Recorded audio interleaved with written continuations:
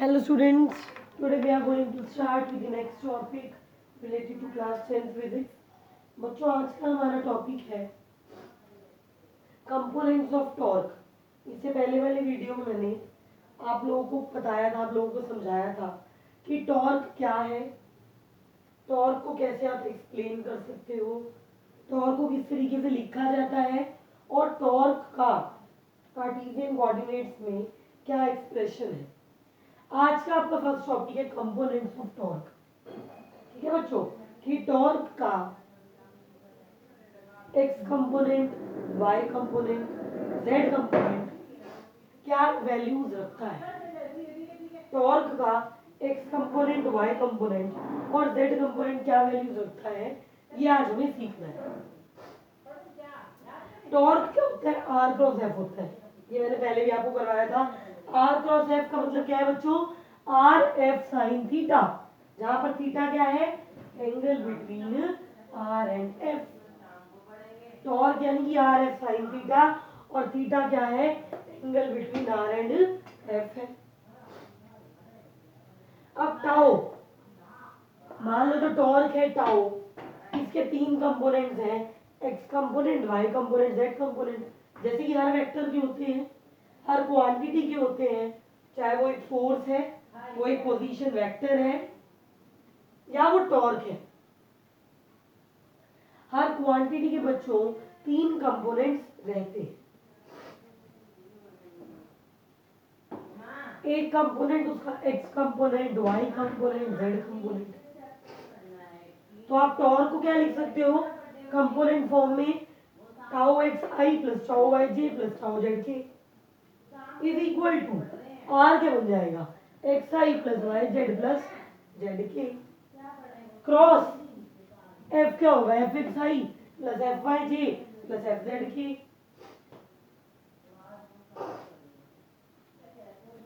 Are की जगह मैंने क्या लिया है? X I plus Y Z या वाई जे प्लस जेड के। एफ के क्या कंपोनेंट्स है बच्चों? ये एफ जो है वो क्या वैल्यू रखेगा कंपोनेंट फॉर्म में? F X I plus F Y J plus F Z के। अब इस क्रॉस प्रोडक्ट को हम कैसे सॉल्व करते हैं? मैंने आपको पहले स्टार्टिंग में जब वीडियो समझाई थी, जब मैंने पढ़ाया था, तो मैंने उसमें आपको डॉट प्रोडक्ट यानी दो क्वांटिटीज का स्केलर प्रोडक्ट या डॉट प्रोडक्ट कैसे निकाला जाता है, किन्हीं दो क्वांटिटीज का क्रॉस प्रोडक्ट कैसे कैलकुलेट करते हैं, ये मैंने आपको सिखाया था। उसी तरीके से तो अगर हम इस क्रॉस प्रोडक्ट को बच्चों सॉल्व करेंगे तो किस तरीके से ये सॉल्व होगा? पहली क्वांटिटी है, बड़े आराम से देखना, पहली क्वांटिटी है x I cross F X I. I cross I, J cross जे, के क्रॉस के की वैल्यू कितनी होती है?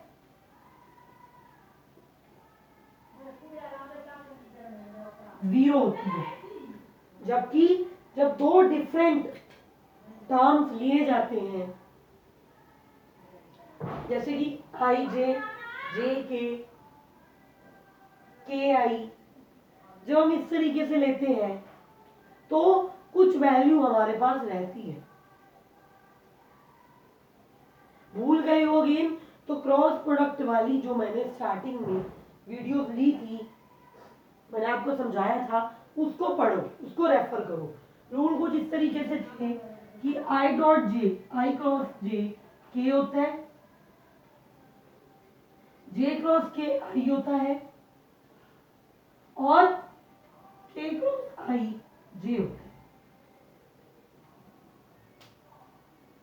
अब देखते हैं क्या है चीजें वैलिड होती भी है। ये वाली टर्म तो गई, सेकंड टर्म देखो, एक्स आई क्रॉस वाई जे क्या होगा? एक्स एफ वाई आई क्रॉस जे के।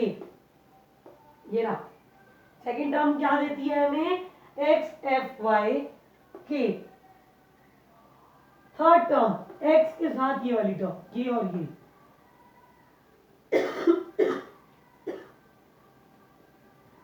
यानी कि x F Z I cross के, आई आई क्रॉस के क्या होगा, माइनस जे होगा। क्यों? क्योंकि के क्रॉस आई जे होता है और आई क्रॉस जे जो है, आई क्रॉस जो के है वो माइनस जे होता है। रूल्स जो जब आपके पास उनकी पोजीशंस, जब इनकी पोजीशंस रिवर्स होती है बच्चों, जैसे के जे क्रॉस आई, के क्रॉस जे, आई क्रॉस के, तो वैल्यूज सेम आती है बट नेगेटिव में, वैल्यूज सेम आती हैं पर नेगेटिव साइन के साथ। तो X I cross F Z K जो है वो हमें देता है बच्चों minus J X F Z. Next Y J cross F X I, Y F X, J cross I minus K, ये बन गई टर्म। इसके साथ जब ये वाली टर्म आप मल्टीप्लाई करोगे, यानी कि Y J cross F Y J, J cross J 0 होता है तो कोई टर्म नहीं आएगी। There is no contribution from the term Y J cross F Y J. Next term, moving to the next term, Y J cross F Z K, क्या देगा, Y F Z, J cross K क्या होता है, आई होता है, जे cross के, तो term क्या बनेगी, I Y F Z. Next term, Z K साथ तीनों ले लें, इसके साथ ये लोगे के क्रॉस आई, के क्रॉस आई जे है, इसके साथ जब आप ये लोगे तो बनेगा जेड एफ एक्स जे। जब जेड के साथ आप एफ वाई जे लोगे तो क्या होगा, के क्रॉस जे कितना होता है भाई, माइनस आई होता है।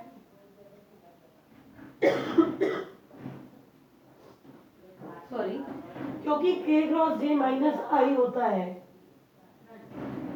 इसलिए टर्म क्या बनेगी, minus I Z F Y. और last term, moving to the last term, इसका और इसका क्रॉस प्रोडक्ट 0 होगा क्योंकि के क्रॉस के 0 होता है।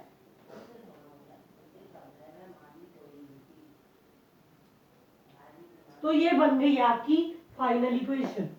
आई जो है, जो आई वाली टर्म्स है वो इकट्ठी कर लीजिए, जैसे ये और जो कॉमन मिलता है वो ले लीजिए।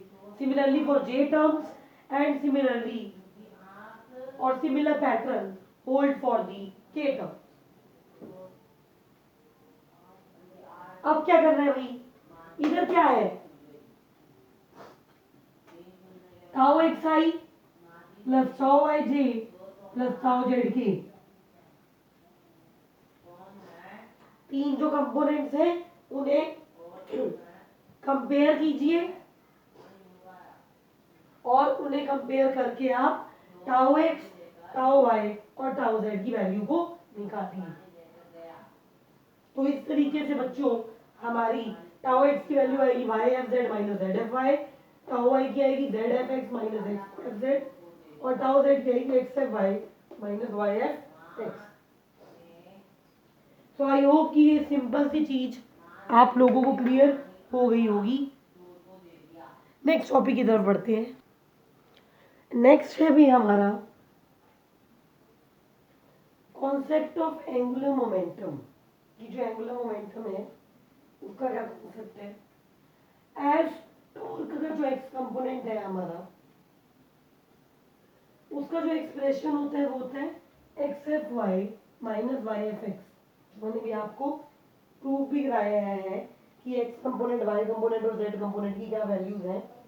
तो एक्स कंपोनेंट की वैल्यू क्या थी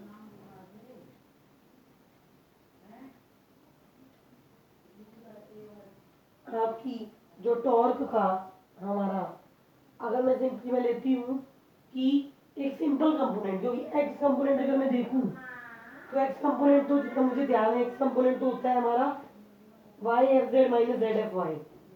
तो मैं आपके लिए एक सिंपल कंपोनेंट जो जेड कंपोनेंट है मेरा टॉर्क का, मैं उसका एक्सप्रेशन लेती हूँ और उसको मैं जनरली लिखती हूँ कि tau is equal to X F Y minus Y F x. ये हमने एक पार्टिकल लिया, वो एक्स वाई प्लेन में है, तो उस सिचुएशन में वो टॉर्क की क्या वैल्यू एक्वायर करता है, वो इस एक्सप्रेशन से दी जाती है कि tau is equal to X F Y minus Y F X. Now P X का लिख सकते हो आप कि मान लो मेरे पास जो उसका पी एक्स है, जो मोमेंटम की वैल्यू क्या होगी, जैसे कोई एक्स कंपोनेंट है बॉडी का, तो उससे एसोसिएटेड लीनियर मोमेंटम क्या होगा, p x is equal to m p x and p y is equal to m v y. P is equal to m v होता है, तो पी एक्स क्या हो जाएगा m v x and p y is equal to m v y. Now ठीक है बच्चों, आगे चलते हैं। मोमेंटम क्या होता है अभी, या जो न्यूटन लॉ है वो क्या कहता है, न्यूटन लॉ होता है वो कहता है कि फोर्स इज इक्वल टू, और force is directly proportional to rate of change of momentum. यानी कि एफ एक्स को आप लिख सकते हो d p x by D t, या एफ वाई को क्या लिख सकते हैं बच्चों, d p y by D t. F x को आप लिख सकते हो d p x by D T और एफ वाई को आप लिख सकते हो d p y by D t. D by D t, p x यानी कि m v x, p y यानी कि एम वी वाई। एम को आप एक कांस्टेंट क्वांटिटी की तरह लोगे तो ये बन जाएगा, एफ एक्स की वैल्यू कितनी बन जाएगी, M D we x by D T, और एफ वाई की वैल्यू कितनी बन जाएगी, M D we Y by D T. ठीक है, एफ एक्स की वैल्यू और एफ वाई की वैल्यूज क्या है, M D we x by D T और M D we Y by D T. Now torque, not considering the x component over here, maybe I have written it by mistake, torque की value क्या होगी भाई, x F Y minus Y F x. ये रहा expression, I have written the same expression over here. ठीक है बच्चों, ऊपर वाला एक्सप्रेशन मैंने फिर से लिखा है, एक्स एफ वाई की वैल्यू कितनी है, M D we Y by D t minus Y F x की वैल्यू कितनी है, M D we x by D t. Taking m common from both the sides, क्या बन जाएगी टॉर्क की value, tau is equal to m bracket में x d we Y by D t minus y d we x by D T.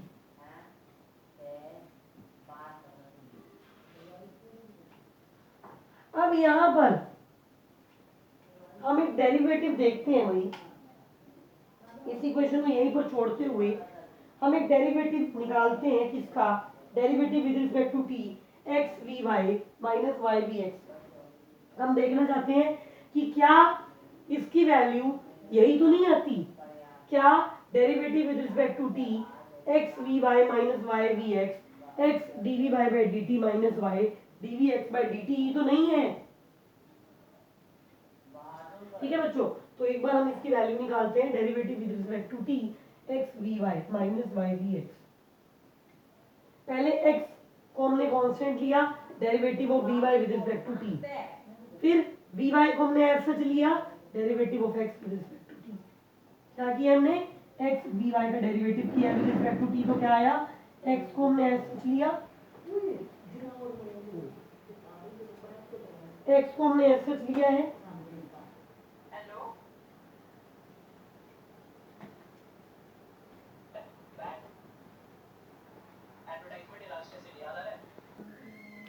ठीक है बच्चों।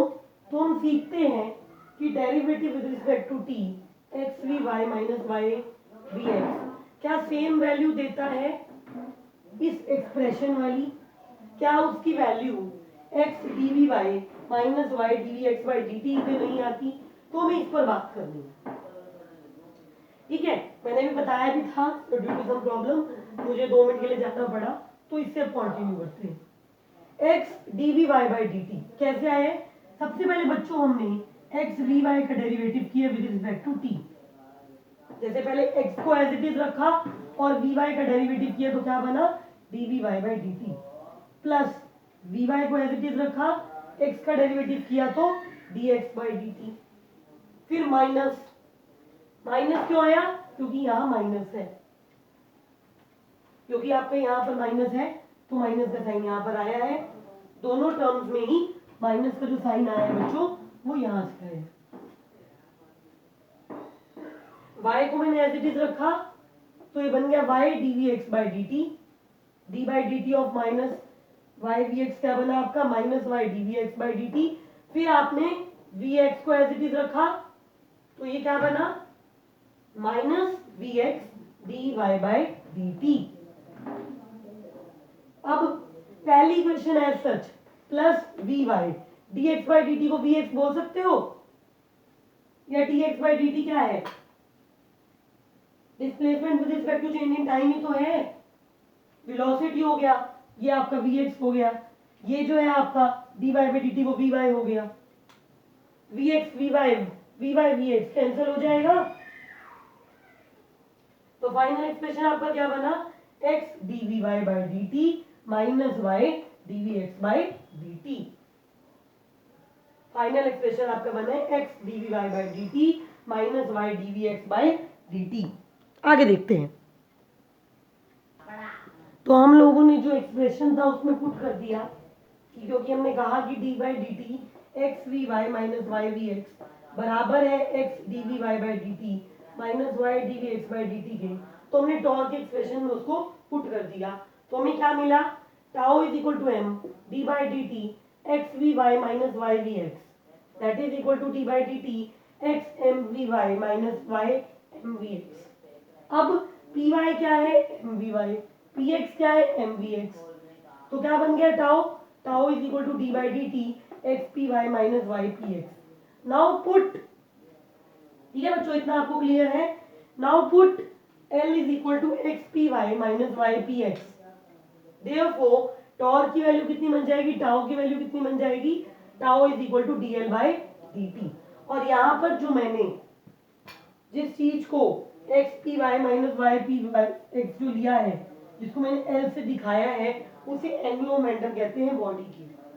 तो यहां से एक चीज प्रूफ हो गई कि एक तो एल का एक्सप्रेशन क्या है और दूसरा टॉर्क और एंगुलर मोमेंटम में क्या रिलेशन होता है। जैसे कि आपका फोर्स और सिंपल लीनियर मोमेंटम में ये रिलेशन होता है F is equal to d p by D T.